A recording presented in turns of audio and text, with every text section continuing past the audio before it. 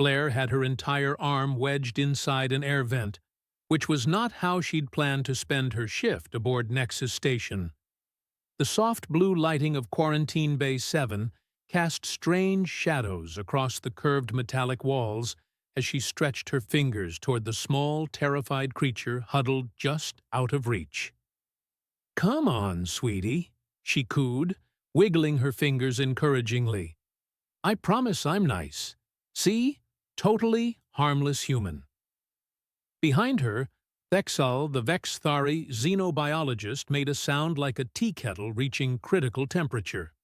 His antennae had gone completely flat against his smooth dome head, and his chitinous purple plating had shifted to a stressed amber at the edges. Both arms clutched his data tablet like it might physically restrain him from intervening. "That creature," he said, his vertical mouth slit, barely moving, "has not been processed through decontamination protocols. You are violating at minimum 9 safety regulations, and I have only been counting for 20 seconds. Blair pulled her arm out of the vent, leaving a fresh oil smear on her already questionable lab coat. She pushed a loose strand of blonde hair out of her face, succeeding only in adding the oil to her forehead as well. "He's scared," she said, as if this explained everything. In her mind, it absolutely did. Vexel's 3 violet eyes blinked in sequence, the center one lagging behind in what Blair had learned meant deep confusion. Around them, several alien medical technicians had gathered at a safe distance. A scaled reptilian technician kept glancing at the vent, with heat-sensing eyes that glowed faintly orange. An insectoid medic clicked its mandibles nervously, compound eyes reflecting the holographic displays that floated around the examination platform. "Scared organisms," Vexel said slowly, his breathing slits flaring, "are precisely why we have protocols. The specimen was discovered in a cargo container from an uncharted system. We know nothing about its biology, its potential diseases, or—" A tiny mewling sound came from the vent. Blair's entire face lit up. "Did you hear that? He's crying!" She immediately shoved her arm back into the vent, this time with both arms, pressing her cheek against the cold metal. "It's okay, baby. Auntie Blair's got you." The humming sound Vexel produced went up 3 full octaves. Inside the vent, 2 enormous green eyes stared at Blair from a small golden face. The creature couldn't have been bigger than a house cat, with 4 legs tucked beneath a ball of fluffy fur. What made Blair's heart absolutely melt were the bioluminescent azure stripes running through its golden coat, pulsing softly like a gentle heartbeat. Its oversized paws looked comically large for its body, and when it opened its mouth to mewl again, she caught a glimpse of tiny fangs. "You're just a baby," she whispered. "Come here. I've got treats." She didn't have treats. This was a lie, told with complete confidence and good intentions. The cub's stripes pulsed brighter. It took one hesitant step forward on its oversized paws. "Consultant Blair," Vexel said, and his tail had started thumping against the floor.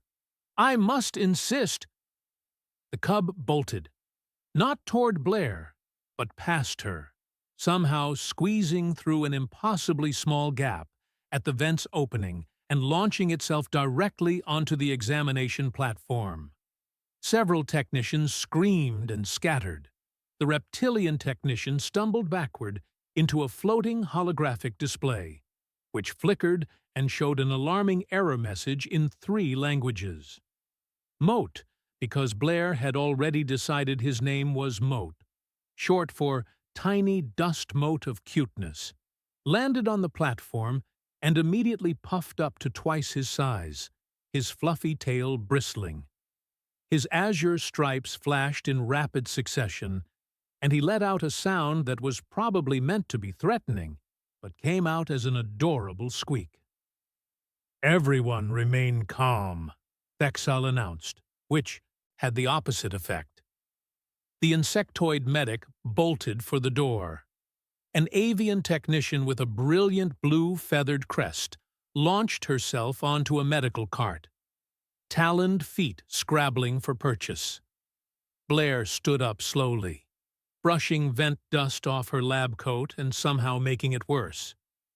"Hey, Moat! Good boy! You're very fierce and scary." The cub's ears swiveled toward her voice. His stripes slowed their flashing. "Let's just get you scanned real quick, okay?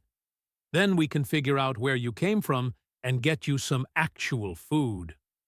She took a step forward, hands outstretched. Vexel moved with surprising speed for someone having a nervous breakdown, his chitinous legs carrying him to block her path. His antennae tried to stand upright in an authoritative position, but kept drooping in distress. "We will use the remote scanner," he said firmly, "from behind the force field, which you will activate now. He's just a baby. I have processed over 4,000 species in my career. The ones that appear harmless are often the most dangerous." Despite his words, Vexel was already adjusting the medical scanner arch with both arms, his long fingers moving across holographic controls. "Please, step behind the barrier." Blair sighed but complied, mostly. She stood at the edge of the transparent force field as it shimmered to life, her nose practically pressed against it. On the platform, Moat sat down and began washing one oversized paw, apparently deciding the threat had passed. "See? Total sweetheart." Vexel's humming could probably be heard in the next sector. He initiated the scanner, and a soft green light swept over the small creature. The cub paused mid-lick, one paw still raised to his face, and watched the light with curious eyes. The scanner completed its cycle. Data began streaming across Vexel's tablet, his three eyes moving rapidly to track the information. Then his antennae went completely rigid, his breathing slits sealed shut. His entire body went from amber back to deep purple, then started cycling toward red. "What?" Blair asked. "What's wrong?" "The genetic database," Vexel said quietly, "contains verified DNA sequences for every known species in the galactic collective. Over 90 million species. Terrestrial, aquatic, aerial, silicon-based, crystalline, gaseous." "Right, yes, very impressive," Blair said, her attention still on Moat, who had now flopped onto his side and was apparently considering a nap. "What about him?" Vexel turned his tablet around. The screen displayed a single word in bright red text. "No match." "That's impossible," Blair said. "Yes," Vexel agreed. His tail had started sweeping back and forth in an agitated pattern. "It should be." An aquatic-looking technician with translucent blue skin peered over Vexel's shoulder, gill slits opening in surprise. "Run it again. Scanner malfunction, maybe?" Vexel ran it again, then a third time. Each time, the result was the same. No match. Around them, the gathered aliens began muttering to one another, a chorus of clicks, chirps, and worried hums. "Well," Blair said brightly, "then we just discovered a new species. That's exciting." She immediately started planning dietary tests and habitat requirements in her head. "Exciting," Vexel repeated flatly. His antennae had progressed to full droop. "Yes, the word I would use for a creature of unknown origin, potentially carrying unknown pathogens from an uncharted system is definitely exciting." "You're being dramatic." "I am being appropriately cautious, which is a concept you might—" A loud klaxon blared through the quarantine bay. Blair jumped. Moat shot to his feet, stripes blazing bright azure, and let out a startled yowl that was significantly less cute than his previous noises. The force field flickered. Once, twice. Then it died completely. "That is not supposed to happen," Vexel said, and his humming went supersonic. Moat looked at the empty air where the force field had been. Then he looked at the gathered crowd of aliens staring at him. His fluffy tail puffed up again, and he made a decision. He ran. Not toward the door, which would have been convenient. Not back into the vent, which would have at least been contained. No, Moat launched himself from the platform, bounced off a startled mammalian technician with gray fur, and scrambled straight up Blair's lab coat using his tiny claws. "Ow, ow, ow," Blair said as he climbed, but she was smiling. "Hi, baby. You picked me?" Moat reached her shoulder, where he immediately began trembling, pressing his small body against her neck. His stripes pulsed rapidly, and she could feel his rapid heartbeat against her skin. "Everyone freeze," Vexel commanded, one arm outstretched dramatically, the other still clutching his tablet. "Do not move. Do not startle it further." "Him," Blair corrected, gently cupping Moat with one hand. He was so small, so scared. "Don't worry, little guy. I've got you." The cub made a tiny chirping sound and burrowed into her messy ponytail. Vexel slowly lowered his arm. His 3 eyes were very wide, all focused on Blair. "It chose you. He likes me. That makes no biological sense. Humans are classified as persistence predators.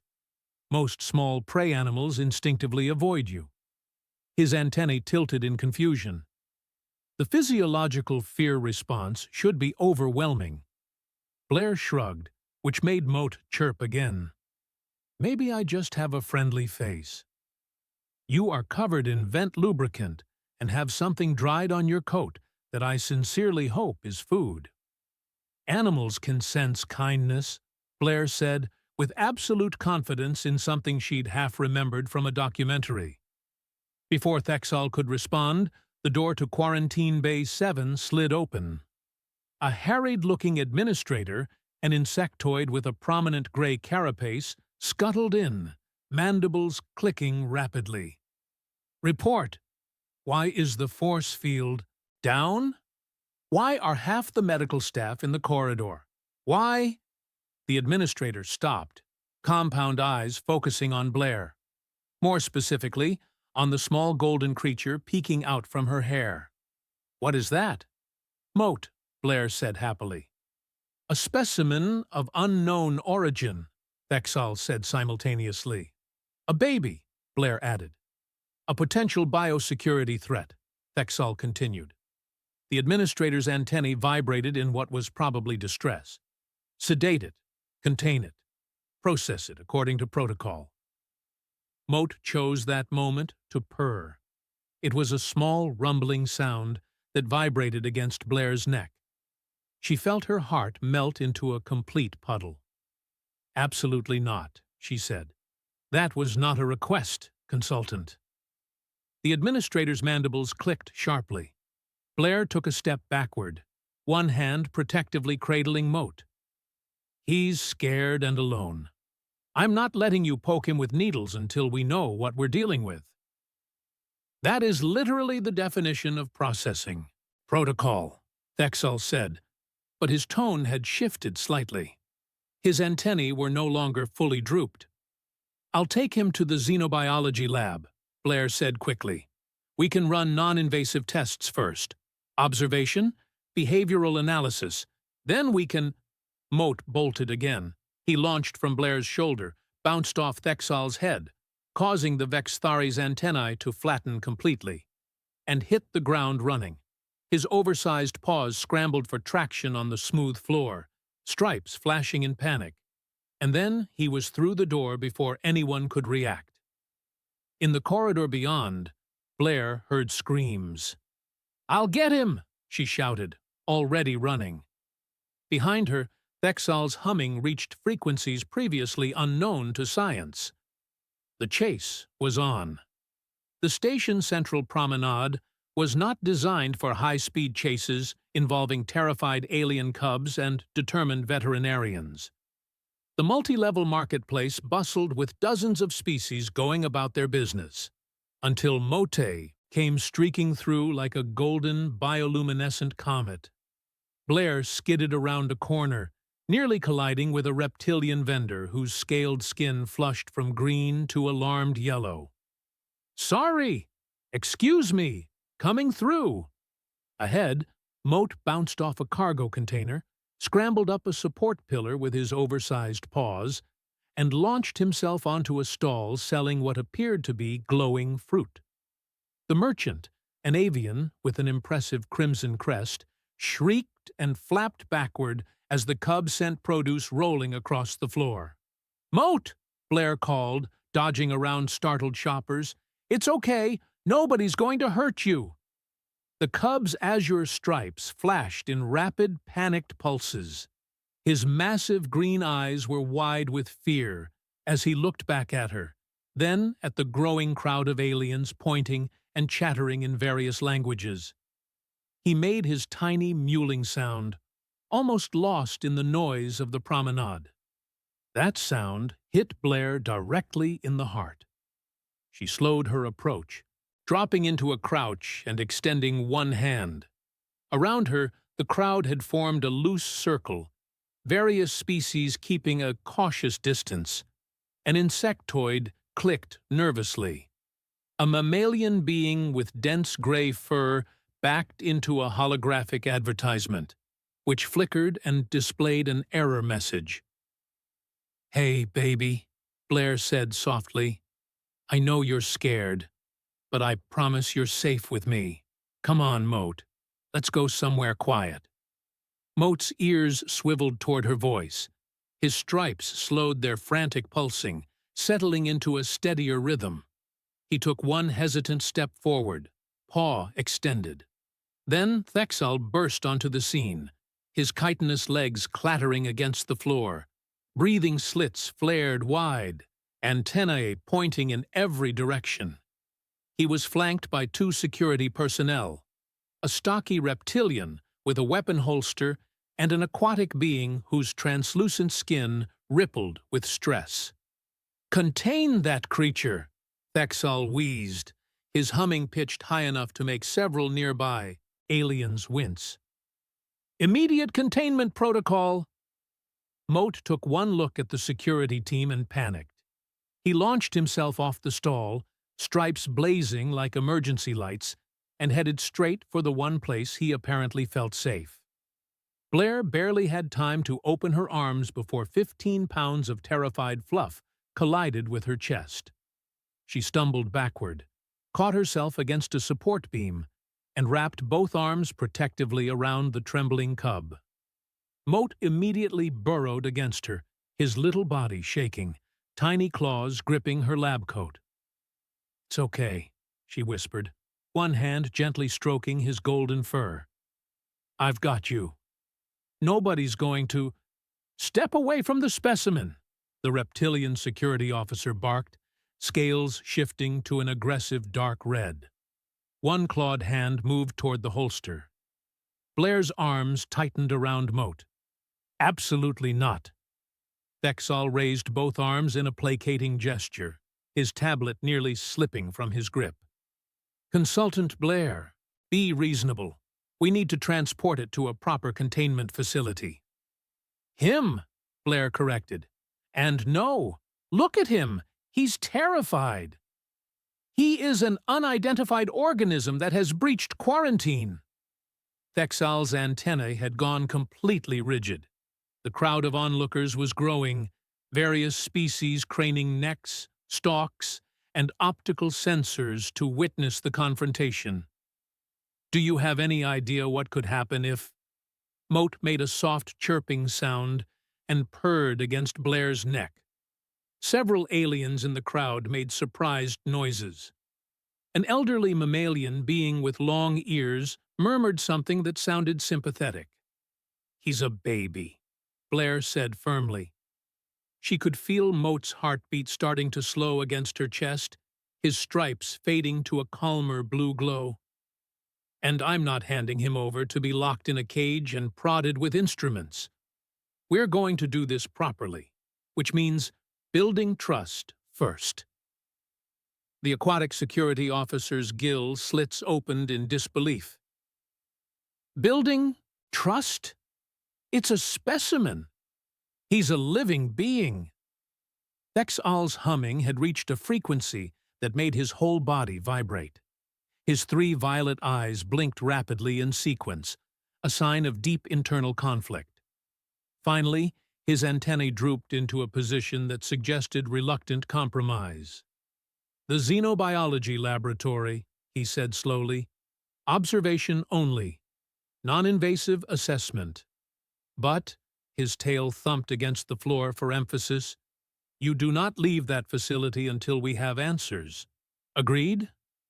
Blair looked down at Moat, who had settled into her arms with complete trust, his oversized paws kneading her lab coat gently. His massive green eyes blinked up at her with drowsy contentment. "Agreed," she said. The Xenobiology Laboratory was significantly more sophisticated than the quarantine bay, with specimen tanks built into the walls, analysis equipment that hummed at frequencies Blair couldn't hear, and large observation windows that looked out onto the star-speckled void of space. Several alien scientists were already present: an insectoid with elaborate mandibles working at a terminal, a reptilian with golden scales examining something under a microscope, and an avian researcher whose blue feathers ruffled when they entered. Vexel moved immediately to a central console, both arms flying across holographic controls with practiced efficiency. Initiating comprehensive biological scan. This system has access to the primary galactic database, updated in real time, with discovery submissions from every member species. Blair settled onto a bench designed for species significantly larger than humans, which left her feet dangling. Moat had curled into a ball in her lap, his fluffy tail wrapped around himself, looking peaceful for the first time since she'd met him. His stripes pulsed in a slow, steady rhythm that matched his breathing. The insectoid scientist approached cautiously, compound eyes reflecting the blue glow of Moat's stripes. "May I take a tissue sample?" "No needles," Blair said immediately. Hair, perhaps? Non-invasive?" The scientist's mandibles clicked hopefully. Blair looked down at Moat, who was now fully asleep, making tiny snuffling sounds.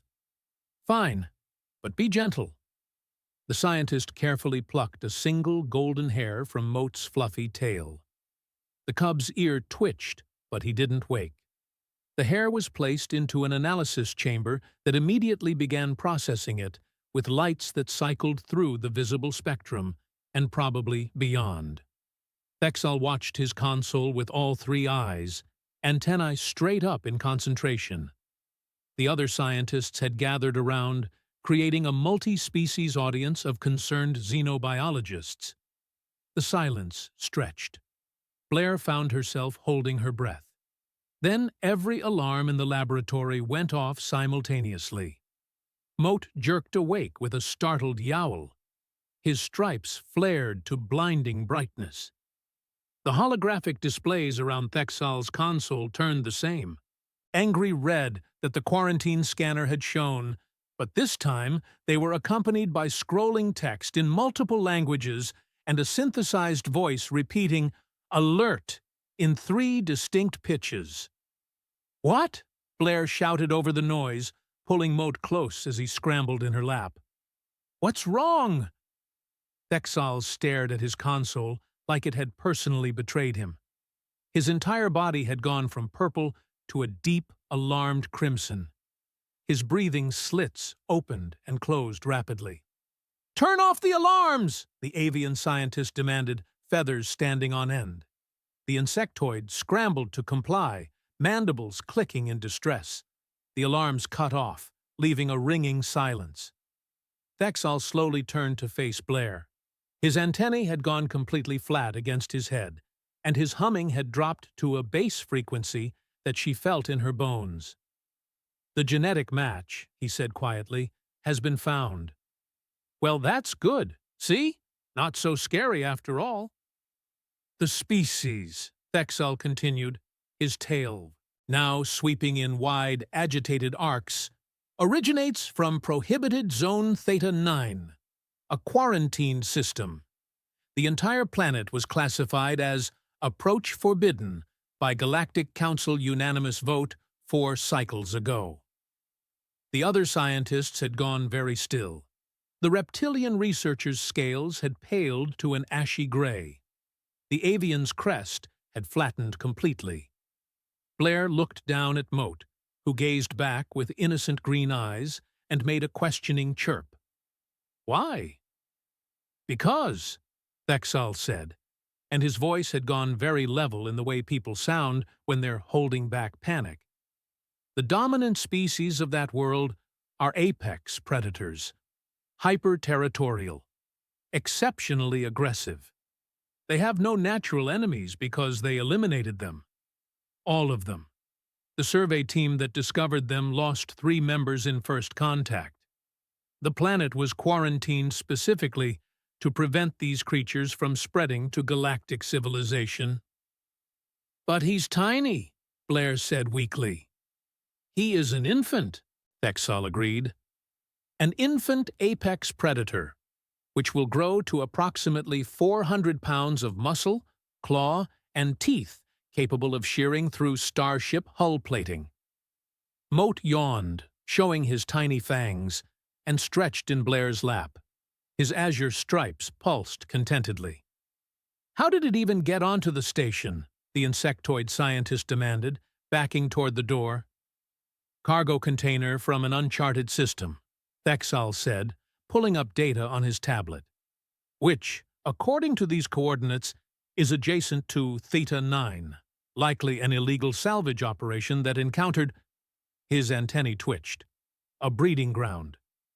So we sedate it and return it to its home world," the reptilian scientist said firmly. "Immediately. Before it bonds." Moat chose that moment to climb up Blair's chest, balance on her shoulder, and gently headbutt her cheek while purring. Then he began grooming her hair with his tiny tongue, apparently having decided she needed help with her hygiene. Every scientist in the room stared. "Too late," the avian whispered, feathers puffing in alarm. "It has already bonded." "With a human," the insectoid added, mandibles opening in shock. "A human? Why would an apex predator bond with—" The scientist stopped, compound eyes widening. "Oh no." "What?" Blair asked, though she was distracted by Moat trying to groom her ponytail, which was creating some impressive tangles. "What's oh no?" Vexel was scrolling rapidly through data on his tablet, both arms moving frantically.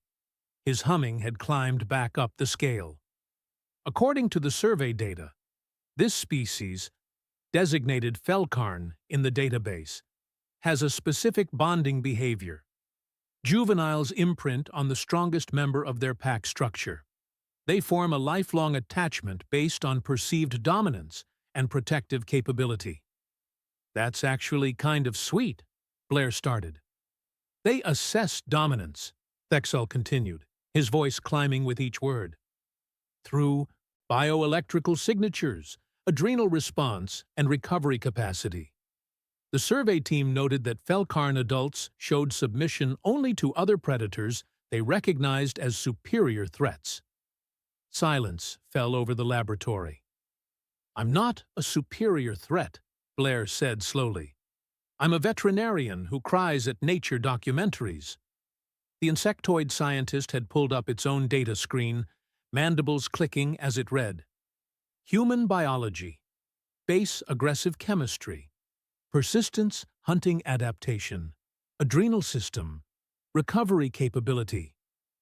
The clicking stopped. Oh no." "What?" Blair demanded. Vexel turned his tablet around. The display showed a comparison chart between human biological markers and Felkarn assessment criteria. Every single human characteristic fell into what the Felkarn would interpret as apex predator markers. To this creature, Vexel said, his antennae drooping in defeat, "You are not a caretaker. You are not a friend. You are the most dangerous thing it has ever encountered, and therefore the safest being to bond with." Blair looked down at Moat, who had finished grooming her and was now kneading her shoulder with his oversized paws, purring like a small engine. His stripes glowed with contentment. "He thinks I'm scary?" "He thinks you are the ultimate predator," the reptilian scientist said, having backed all the way to the observation window. "A super predator that his instincts tell him to follow for survival." "But I'm not." "Your biology disagrees," Vexel said.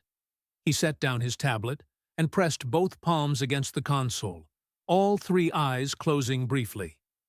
"The Felkarn bonding process is irreversible. Once established, the juvenile will reject all other caretakers. Forcible separation results in behavioral deterioration and eventual death." "So, what are you saying?" Vexel opened his eyes and looked at her with an expression that suggested his entire understanding of biology, behavior, and the universe had been thoroughly shattered in the span of one shift. "I am saying," he said slowly, "that you, Consultant Blair, a human veterinarian who once called me crying because a transport ship had accidentally transported a family of space hamsters to the wrong habitat, are now the bonded caretaker of one of the most dangerous apex predators in known space." Moat chirped happily and licked Blair's nose. "Congratulations," the avian scientist said weakly from across the room. Blair looked at the tiny, fluffy creature in her arms, who gazed back with complete trust and adoration. His azure stripes pulsed in sync with her heartbeat, a biological recognition that she was now pack, family, and protector, all in one. "So," Blair said carefully, "I can keep him?" Vexel's humming reached a pitch that shattered two empty specimen containers. Outside the observation window, Nexus Station continued its orbit, unaware that it now housed a bonded pair that would eventually rewrite every assumption about human-alien relations, apex predator behavior, and the surprisingly flexible nature of galactic law. But that was a problem for tomorrow. Today, Blair had a cub to care for and absolutely no idea what apex predators ate for dinner. "Do you think he likes synthetic protein paste?" she asked hopefully. Every scientist in the room stared at her in horror. It was going to be a very long assignment,